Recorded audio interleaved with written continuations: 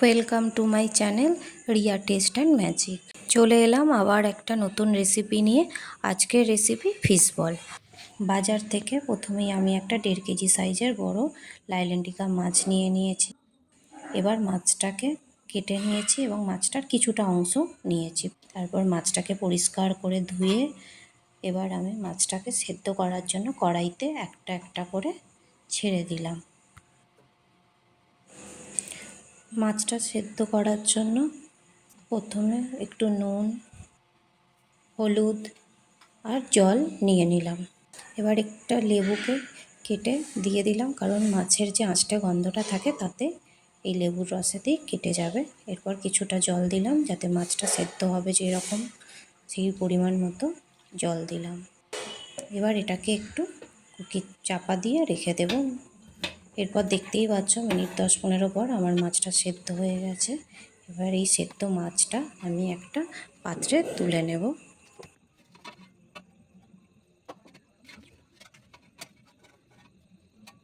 এবার আরেকটু কড়াইয়ে জল নিয়ে নেব আলু সেদ্ধ করার জন্য। আলুটা 10 মিনিট মতন সেদ্ধ করে নেবেন সামান্য পরিমাণ হলুদ ও নুন দিয়ে।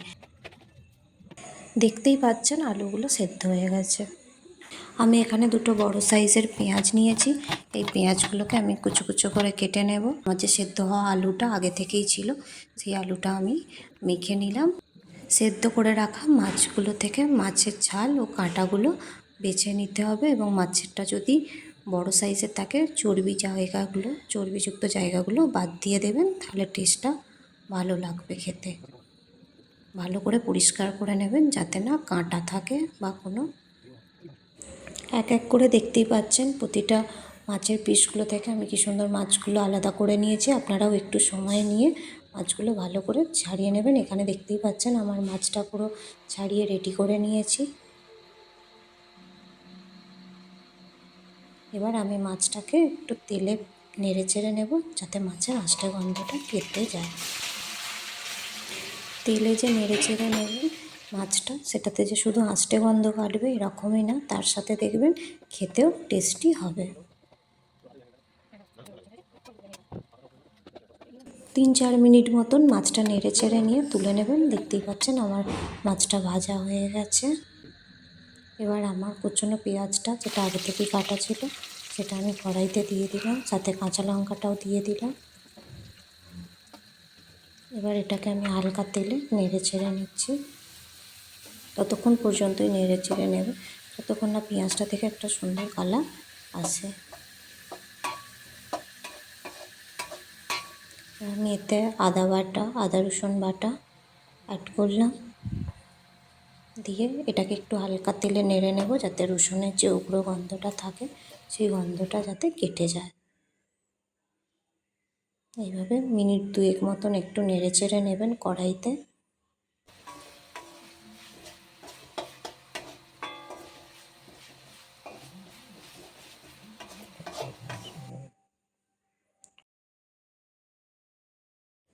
এর সাথে এবার আমি কিছু মশলা অ্যাড করব। প্রথমেই গোলমরিচ গুঁড়ো দিয়ে দিলাম, এরপর কাশ্মীরি লঙ্কা গুঁড়ো,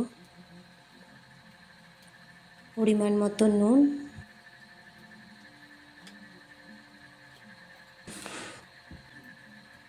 একটু সামান্য হলুদ, রঙটা ভালো আসার জন্য। এবার এগুলোকে নিয়ে একটু কড়াইতে ভালো করে নেড়ে চেড়ে নেবেন যতক্ষণ না মশলাটা থেকে তেল ছাড়ে। দেখতেই পাচ্ছেন আমার মশলাটা থেকে তেল ছাড়ছে। এবার আমার ওই ভেজে রাখা মাছটা দিয়ে দিলাম, দিয়ে এটাকে ভালো করে কড়াইতে নেড়ে নেব।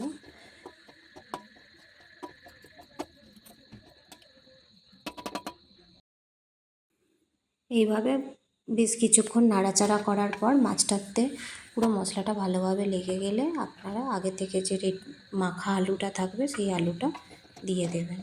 এবার কড়াইতেই ভালো করে এটাকে আলুর সাথে মাছটাকে একদম ভালো করে মেখে নেবেন। যতক্ষণ না এটা শুকনো হচ্ছে, আটার মতন হচ্ছে, ততক্ষণ এটা ভালো করে কড়াইতে নাড়তে থাকবেন। মশলাটা শুকনো শুকনো হয়ে গেলে তাকে কড়াইতে থেকে নামিয়ে নেবেন।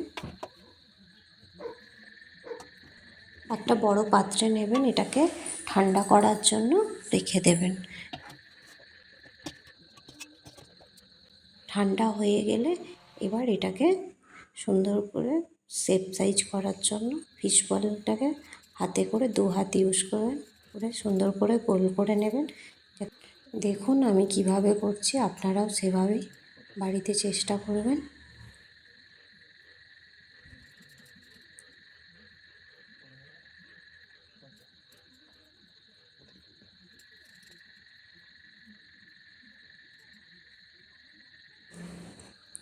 দেখতেই পাচ্ছেন আমার সবগুলো রেডি করে নিয়েছি। আপনারাও চাইলে আগে থেকে রেডি করে নেবেন, এতে ভাজতে সুবিধে হবে।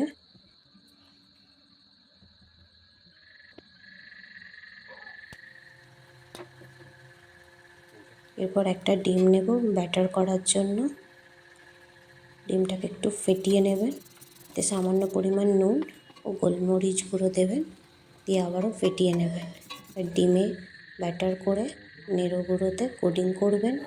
যদি না একবারে মনে হয় কোডিংটা ঠিক মোটা হলো না বা পাতলা হয়ে আছে, তাহলে আপনারা দ্বিতীয়বারও কোডিং করতে পারেন। আমি আগে থেকেই কড়াইতে তেল দিয়ে রেখেছিলাম, দেখতেই পাচ্ছেন আমার তেল গরম হয়ে গেছে। আপনারা যখন ফিশ বলগুলো ছাড়বেন তখন কিন্তু গ্যাসের আঁচটা মিডিয়াম টু হাই লেভেল করে রাখবেন। এইভাবে একটা একটা করে ছেড়ে দেবেন। দেখতেই পাচ্ছেন আমার ভাজা হয়ে গেছে, এগুলো আমি এবার তুলে নেব। আমার ফিশ বলটা দেখতে পাচ্ছেন রেডি হয়ে গেছে। এবার এটাকে আপনারা সার্ভ করে নেবেন এবং অবশ্যই ট্রাই করবেন।